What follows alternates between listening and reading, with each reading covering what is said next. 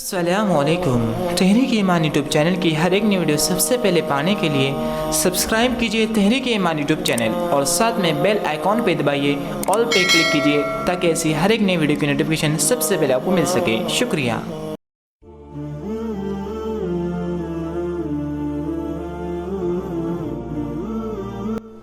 الحمدللہ،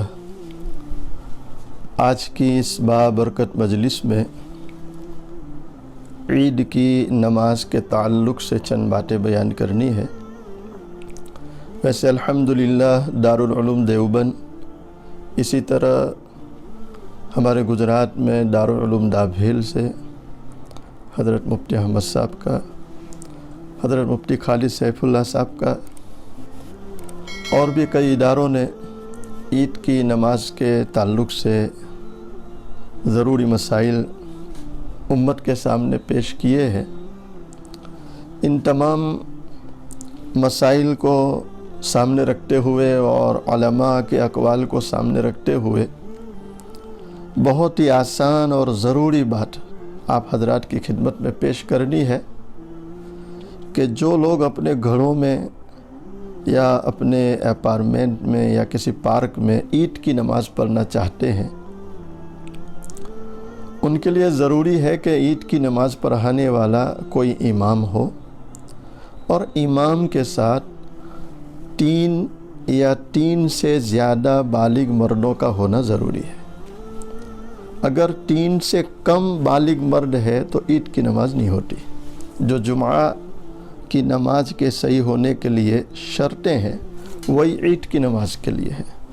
تو امام ہو ایک تو نماز پڑھانے والا، اور اس کے ساتھ پیچھے الگ سے 3 بالغ مرد یا 3 سے زیادہ بالغ مرد ہو تو عید کی نماز صحیح ہوتی ہے۔ عید کی نماز کے لیے نیت یہ کریں گے کہ عید الفطر کی 2 رکعت نماز واجب 6 زائد تکبیروں کے ساتھ پڑھتا ہوں، واسطے اللہ کے، منہ میرا کعبہ شریف کے سامنے، اس امام کے پیچھے۔ امام ہو تو کہے گا پڑھاتا ہوں، اور مقتدی کہے گا پڑھتا ہوں۔ پھر اللہ اکبر کہتے ہوئے دونوں ہاتھوں کو باندھ لینا ہے۔ اس کے بعد ثنا پڑھ لینی ہے۔ ثنا کے بعد تکبیرات زوائد میں سے 3 تکبیریں کہی جائے گی، وہ اس طرح: اللہ اکبر کہتے ہوئے دونوں ہاتھوں کو چھوڑ دینا ہے، پھر اللہ اکبر کہتے ہوئے دونوں ہاتھوں کو چھوڑ دینا ہے، اور تیسری تکبیر میں اللہ اکبر کہتے ہوئے دونوں ہاتھوں کو باندھ لینا ہے۔ پھر امام محترم اعوذ باللہ، بسم اللہ، الحمد شریف اور جو سورت انہیں یاد و آسان وہ پڑھیں گے، اور پھر رکوع، سجدے، اس طرح یہ 1 رکعت مکمل کریں گے۔ جب دوسری رکعت کے لیے کھڑے ہوں گے تو کھڑے ہو کر پہلے سورہ فاتحہ اور کوئی اور سورت قرات کر لیں گے۔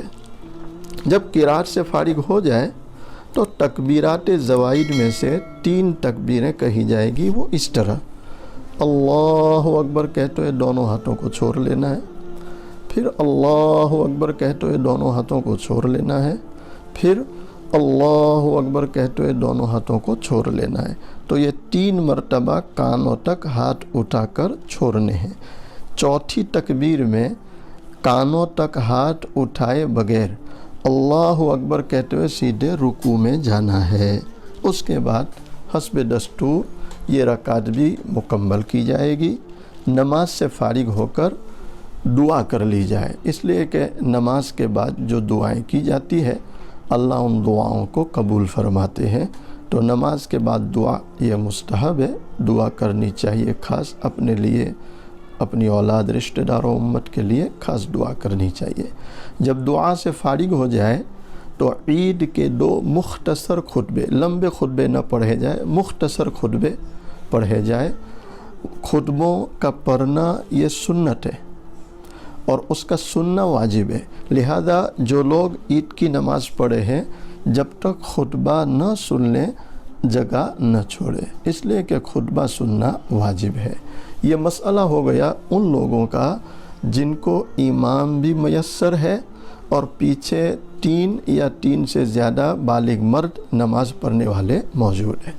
اب رہا مسئلہ ان لوگوں کا جن کو عید کی نماز پڑھانے والا کوئی امام ہی میسر نہیں، یا امام تو ہے لیکن پیچھے نماز پڑھنے والے بالغ مرد 3 یا 3 سے زیادہ نہیں، صرف 2 ہے یا 1 ہے، تو ایسی صورت میں عید کی نماز نہیں ہوگی۔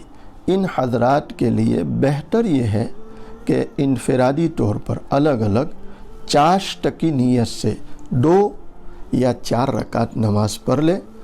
اللہ نے چاہا تو اللہ تعالی چاشت کی نماز پڑھنے پر انہیں ضرور عید کا اجر عطا فرمائیں گے، یعنی عید کی نماز پڑھنے کا اجر عطا فرمائیں گے۔ یہ مسئلہ ہو گیا دونوں فریقوں کا، جو عید کی نماز پڑھنا چاہتے بھی ہے، ان کے پاس امام بھی ہے، مقتدی بھی ہے، اور ان لوگوں کا بھی ہو گیا جن کے پاس امام نہیں ہے یا امام ہے لیکن پیچھے اقتدا کرنے والے 3 یا 3 سے زیادہ بالغ مرد نہیں ہے۔ یہ دونوں کا بہت ہی آسان مسئلہ ہو گیا۔ عید کے دن صبح سویرے جلدی اٹھنا، غسل کرنا، اپنے پاس جو کپڑے موجود ہیں ان میں سے اچھے کپڑوں کا پہننا، خوشبو لگانا، اسی طرح صبح عید کی نماز سے پہلے کوئی میٹھی چیز کھانا، اور عید کی نماز سے پہلے صدقۃ الفطر کا ادا کر دینا، یہ ساری چیزیں مسنون ہیں۔ بس اللہ تعالی سے دعا کریں اللہ تعالی ہمیں پوری امت کو عید کی صحیح خوشیاں نصیب فرمائے، اور اس وقت پوری دنیا جس وبا اور جن حالات میں مبتلا ہے، اللہ بہت جلد ان حالات سے، ان پریشانیوں سے ہمیں اور پوری امت کو نجات عطا فرمائے، اپنے فضل کا معاملہ فرمائے، عافیتوں کا معاملہ فرمائے، اور اللہ ہمیں ہمیشہ خوش و خرم رکھے اور اپنی امان میں رکھے۔ اللہ تعالیٰ سے بس یہی دعا ہے۔ وآخر دعوانا ان الحمد للہ رب العالمین۔